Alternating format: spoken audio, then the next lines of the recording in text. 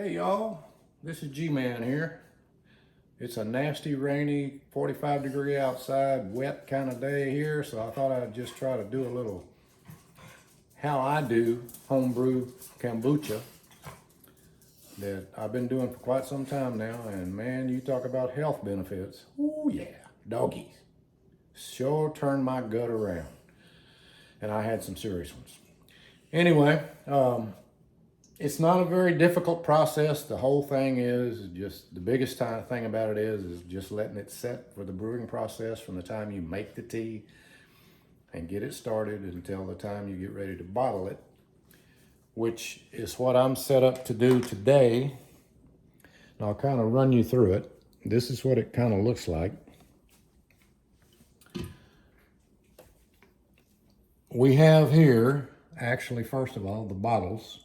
These are Grolsch style bottles. They come 6 to a box, and the box looks like this, and this is the brand. Got them off of Amazon. I think they were $24.95 a box. So if you're gonna do what I do, which is the 2.5 gallon container to brew and a 2 gallon container to brew, then you're gonna need roughly 30 bottles. So anyway, this is what they look like. They are an airtight seal, which means when you get ready to, you've got all your stuff in it and you get ready to set up your second fermentation, you put the cap on it with this rubber seal around it, you flip this bail down, and it's locked tight, airtight.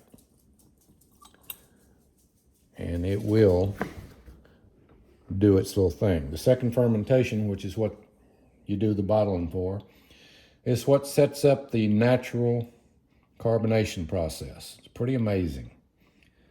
So anyway, this is what the setup looks like. This is sugar right here. It's pure cane raw sugar. And I'll show you what brand it is. I'm not affiliated with them, nor they're with me. But my kombucha, for some reason, seems to like these Florida crystals. Raw cane sugar. The only time, this is what you use when you're making your original tea, which is made in this stainless pot right here. I generally fill it up to somewhere around here with distilled water, only distilled water, nothing else. Boil your tea for 5 minutes, turn it off, let it steep for another 15 minutes. Then you squeeze the excess tea out of it, throw the bags in the trash, and add your sugar in, which for 2.5 gallons, it takes 2.5 cups. For 2 gallons, it takes 2 cups. So you put your sugar in there, stir it up until it completely dissolves, and then you start the cooling down process because it's going to be warm. And I keep a jug of distilled water in the fridge that's cold that you can add until you get it down somewhere in the neighborhood of, I like to have mine in the neighborhood of 86 to 92 degrees, somewhere in that area, before I put my SCOBY in. Now, when I say SCOBY, that stands for symbiotic culture of bacteria and yeast. And that's what it looks like in the top of it. No, it's not rotten. It's a live culture. And the sugar that you put in this tea is what it feeds on. And these things get bigger and they will conform to the outside diameter as they grow. And they will always grow a brand new SCOBY up underneath the original SCOBY. So when you take it out, you not only have your old SCOBY that you can reuse, by the way, over and over and over. I think this one's only about its 5th or 6th use. You can take that new SCOBY and put it in a hotel, which looks like this, Corningware.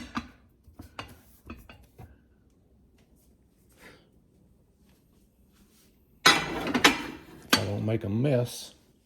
And that's one I saved from a few times ago. And you put it in there with about 1.5 cups of tea, of the brewed tea, and it'll last a long time at room temperature. The colder it is, the slower they feed. So that's why you see this band on this one. Our temperatures here in Southeast Texas have kind of dropped cooler than normal, and I like to keep mine somewhere between 75 to 79 degrees. Right now, this one was reading 79 right on the dot, and I put this up 2 days ago, the 17th. And this one, I believe, was put up,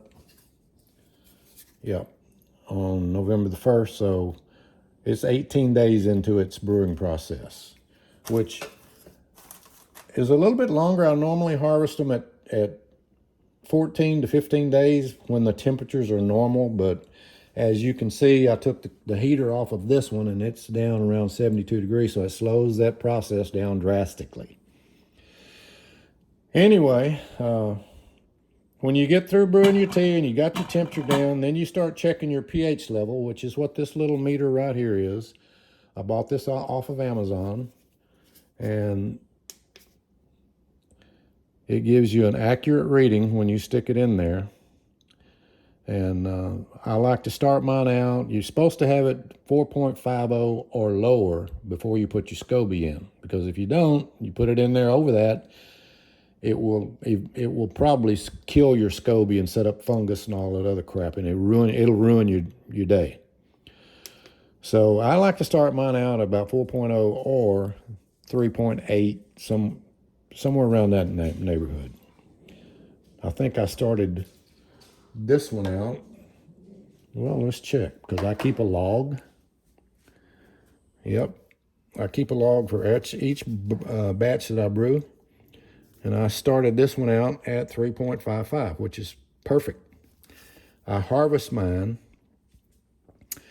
when it gets down to 3.20 or less. I don't like to go below 3.0 because that's a little bit too acidic for me. I do like a bite on mine. I don't like it sweet. And in my opinion, if you set it up and then harvest it when it's got too much pH level in it and it's still too sweet, it kind of defeats the purpose to me. So anyway, I'll kind of show you real quick what we do here.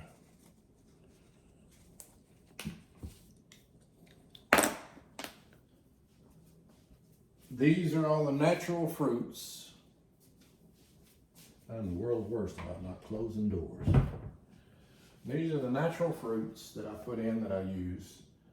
And this is cherry, black cherry. This is blueberry. This is strawberry. This is, no, I take it back. All right, let's go this way. Raspberry, strawberry, blackberry, blueberry, and cherry.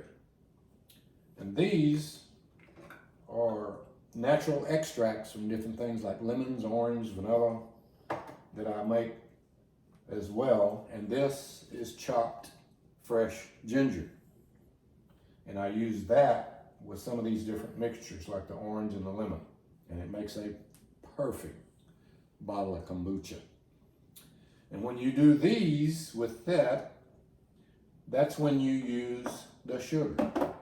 And I normally, depending on what it is, I'll use 2 to 3 tablespoons of sugar, because that second fermentation process, when you put these extracts and this in there, has to have something to feed off of to get that carbonation kicked off. And believe me, I have had carbonation so powerful. You normally let this second fermentation in the summertime go 5 to 7 days, and I did one at 10 days, and I had a bottle blow up in the box. And that's why I put the bottles back in the box once they're ready to start, because they're partitioned off and it kind of contains the mess. But yeah, it will blow up if a lot of people say you should do a burping process, which is every day or two go in there and trip the bale and let the pressure off. I don't do that. I just keep a watch on how many days it's into it, what my temperature is, and I kind of know when it's time to harvest. In fact, I've got those 2 boxes over there that were harvested about 8 days ago that I'm fixing to put in the fridge. When you put them in the fridge, that stops the process. And then you let them chill down and they're ready to drink. I drink 1 to 2 bottles a day.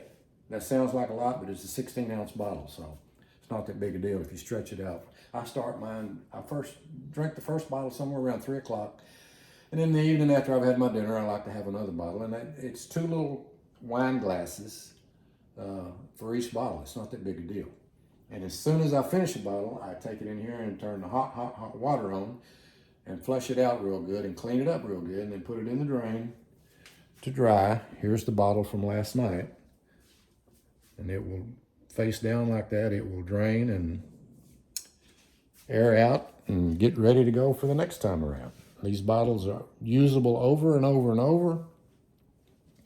When you buy them, they send you replacements for the seals, as well as every time you buy a box, they send you these rubber funnels. And that's what you use to put the pureed fruit in. That's what you use to put that in with. I use a hard funnel to put the sugar in. So, with that said, everybody's wondering what kind of tea. It's just a plain old Lipton black tea, regular standard tea bag size. The 2.5 gallon deal, I put 25 in the brew pot for it. The 2 gallon, I put 20. So it's just plain old black tea, nothing special, nothing fancy. You can use green tea. I've used it before and I just really wasn't happy with the way it turned out. Not to say I won't try it again at some point. I tried it one time, didn't care for it, so I pretty much stuck to my black tea. Just plain old Lipton's from Kroger. So anyway, when I puree up my berries, I found this little job you do at Kroger's.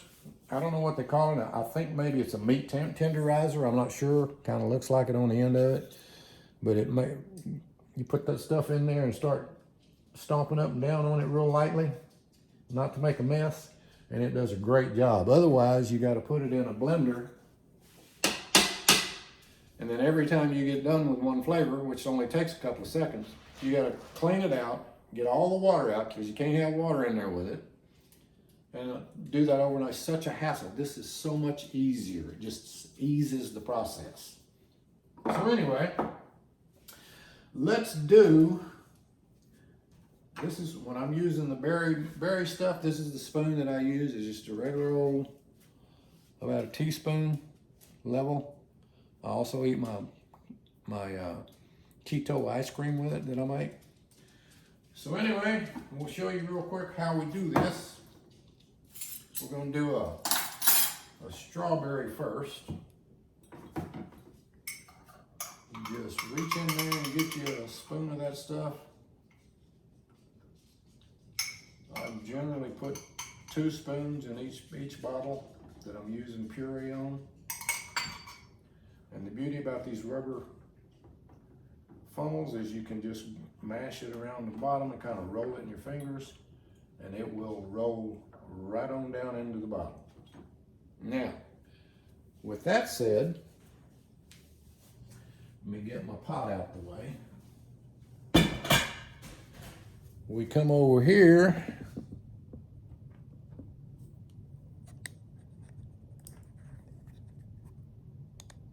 to the old crock.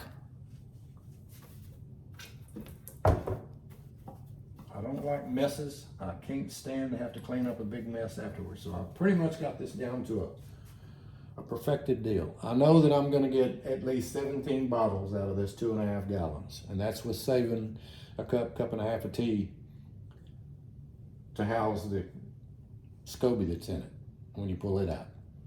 So I'm going to get 17 to 18 bottles. Usually it's 17. And this is the way you do it.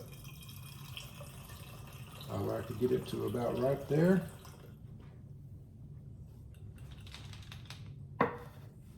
Shake it up a little bit. And you see it's got a pretty good little head of foam on it.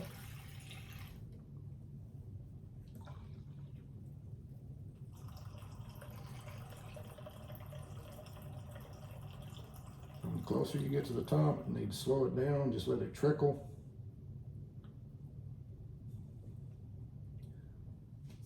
And I'll turn this around where you can see. I'll bring my fill level up to this trip bail on it. No more. That gives it plenty of room to build up the gas that it needs. And all of that pureed matter during that second fermentation process will find its way up into the neck right here. You don't get in a rush, just take your time. This is probably the biggest time consuming part of it, is doing the bottling. Because you can't get in a hurry with it. You got to take your time, make sure you don't make a mess. And that's the way it's done. You bring it over here. I always keep a roll of paper towels handy. Wipe off the top. Seat that cap down in there with that seal. Thumbs down, pressure down on top. It's brewing. This is into its second fermentation. Now, you can see I put the date on there, but I now need to put what's in there.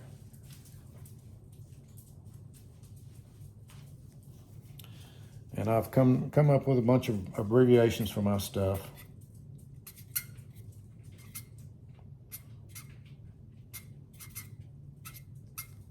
Raspberry. When you get done with that, you set that puppy back in the box and it's off and running. And then you move on to the next bottle. Not that big a deal. It's not a big hassle. And as I said in the beginning, the benefits health-wise are just, this is over a 4,000-year-old Chinese recipe. And if you have gut issues like I did, man, I mean, the probiotics in it are off the chart. Now, you can buy kombucha in the store. You're going to pay anywhere from $3 to $6 a bottle for it. But the problem with that is it's defeating your purpose, because if you look at the ingredients on it, the contents level, you're going to have sugar levels anywhere from 10% to 32%. So you're defeating the purpose. And not only that, in order to sell it commercially, they have to pasteurize it, which kills the good probiotics. The probiotics never make it to your gut, so it's all a big farce. This is raw, unpasteurized process, and it works like a charm. If you have gut issues, like I did, this is what you need. Learn to make it. It's not that big a deal. It saves you a lot of money. This stuff is literally pennies on the dollar compared to having to go buy it in the store. Your biggest expense is going to be your bottles. This jug right here, I think I paid $49 for it or something like that. And yeah, it came with the little job and the band that goes around it. This little temperature gauge, I was talking about temperature earlier. This is just a little cheap temperature gauge that I bought at Kroger that is very accurate. And that's what I use when I'm getting ready to pour up my tea and get the pH level correct, and then get the temperature down around, like I said, 79 to 82, 83, 84, somewhere in that range. I don't really like to put my SCOBY in there with it more than that, but this is accurate, and you just chill it, check it, chill it, check it. You know, if you put enough cold water in, you get it down to 70 degrees, that's fine, because it ain't going to kill your SCOBY. Put your SCOBY in, and you're off and running. And you have to keep this over the top to keep the possibility of any kind of fruit flies or dust or anything getting itself into there. You want to try to remain as sterile with this process as you can. That pretty much covers it. I think I've covered all the bases here, and like I said, it's easy, it's fun, especially experimenting with different flavors. I've perfected my coconut and rum extract flavor, and it tastes like a cross between a Mai Tai and a pina colada. It is fabulous. And I found out these ones that have the extracts in them with the sugar, you need to let them do their second fermentation longer than the ones with the natural berries in it. And to give it plenty of time to eat up that sugar that you have to put in there with it. So have fun with it. If you got gut problems, this is your answer. Papaw G signing out.